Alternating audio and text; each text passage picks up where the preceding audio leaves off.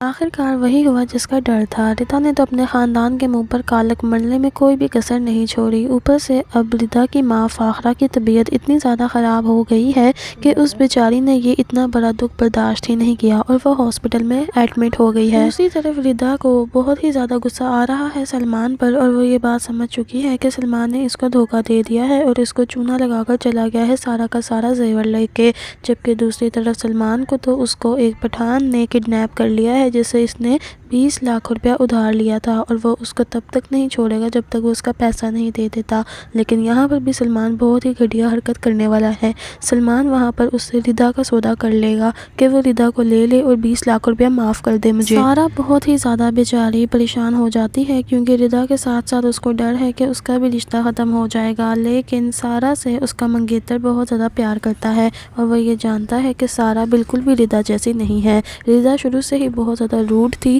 اور سارا شروع سے ہی بہت زیادہ اچھی تھی۔ سارا کا رشتہ توڑے بغیر ابھی تو فی الحال اس کے سسرال والے گھر چلے جاتے ہیں، لیکن پیچھے سے فاخرہ کو بہت ہی بری حالت ہو جاتی ہے، ہارٹ اٹیک ہو جاتا ہے اور پھر فاخرہ کو وہ سب لوگ ہاسپٹل لے جاتے ہیں۔ فاخرہ کی حالت بہت ہی زیادہ کریٹیکل کنڈیشن میں ہوتی ہے جس پر شہیر اور نبیرہ بہت ہی زیادہ روتے ہیں۔ شہیر کہتا ہے کہ نبیرہ میرا کیا بنے گا، اگر اماں کو کچھ ہو گیا تو میں تو جیتے جی ہی مر جاؤں گا، جس پر نبیرہ کہتی ہے کہ شہیر آپ بالکل بھی فکر مت کیجیے، امی کو کچھ بھی نہیں ہوگا، وہ بالکل ٹھیک ہو جائیں گی۔ جس پر شہیر کہتا ہے ایک بار مجھے ردا مل جائے میں ردا کی جان نکال دوں گا، اس نے ہمیں کہیں کا نہیں چھوڑا، ہم محلے میں سب سے زیادہ عزت دار لوگ ہوا کرتے تھے اور اب محلے میں سب سے زیادہ نیچ خاندان صرف اور صرف ہمارا ہی بن کے رہ گیا ہے۔ اب دوسری طرف روشین کو بھی یہ بات پتہ چل گئی ہے کہ وفا کے چلن بالکل بھی ٹھیک نہیں ہے۔ وفا کی اب وہ جلد از جلد شادی کروانا چاہتی ہے اور وہ بھی یوسف سے۔ روشین نے یوسف کے ساتھ کمٹمنٹ کر لی ہے کہ تمہیں وفا چاہیے اور مجھے میرا شوہر باسط چاہیے، اس لیے ہم دونوں کو کچھ کر لینا چاہیے۔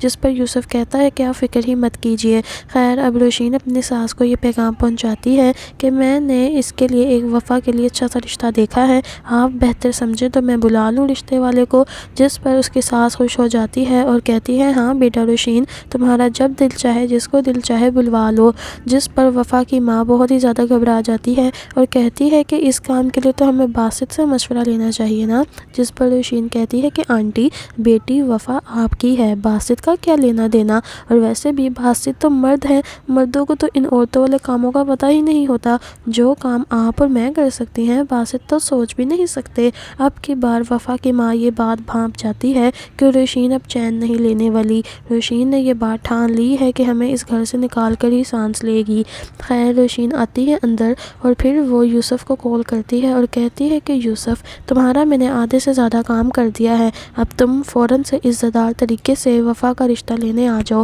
اور میری طرف سے ہاں ہی سمجھنا، کیونکہ اب وفا کچھ بھی کر لے نہیں بچ سکتی۔ یوسف بہت زیادہ خوش ہو جاتا ہے اور کہتا ہے کہ آپ نے میرا بہت بڑا کام کر دیا ہے، لیکن یہ سب کچھ کیسے ہوگا؟ جس پر روشین کہتی ہے اگر وفا نے کوئی آواز نکالی تو میں سارا کچھ صاف صاف اس کو بتا دوں گی باسط کو کہ کس طرح سے تمہارا اور وفا کا اتنا پرانا افیئر چل رہا ہے اور تم لوگ ہوٹلز میں بھی ملا کرتے تھے اور پرانے محلے سے ہی تم دونوں کی دوستی لگی ہوئی ہے۔ جس پر وہ کہتا ہے کہ ٹھیک ہے یہ سب کچھ تو بہترین ہو گیا۔ اب دوسری طرف وفا کی ماں وفا کے پاس جاتی ہے اور اس کو بتاتی ہے کہ مجھے لگتا ہے روشین اب تمہاری شادی کروا کے ہی سانس لے گی۔ جس پر وفا کہتی ہے کہ میں ایسا کچھ بھی نہیں دوں گی۔ اس کی ماں کہتی ہے کہ تمہیں یہ شادی کر لینی چاہیے وفا، تم باسط کے خواب نہ دیکھو، اگر تم باسط کے خواب دیکھو گی تو بالکل رول کے رہ جاؤ گی، کیونکہ باسط صرف اور صرف روشین سے محبت کرتا ہے اور تمہارے ساتھ کچھ بھی اس کا چکر نہیں چل سکتا، وہ تو تمہیں دیکھتا ہی بہن کی نظر سے۔ وفا کہتی ہے کہ میں ایسا ہونے ہی نہیں دے سکتی، بہت گھبرا جاتی ہے، لیکن وہ یہ نہیں جانتی کہ روشین نے آگے سے اس کے لیے اور ٹف ٹائم سٹارٹ کر دیا ہے، وہ بھی یوسف کا رشتہ لا کر،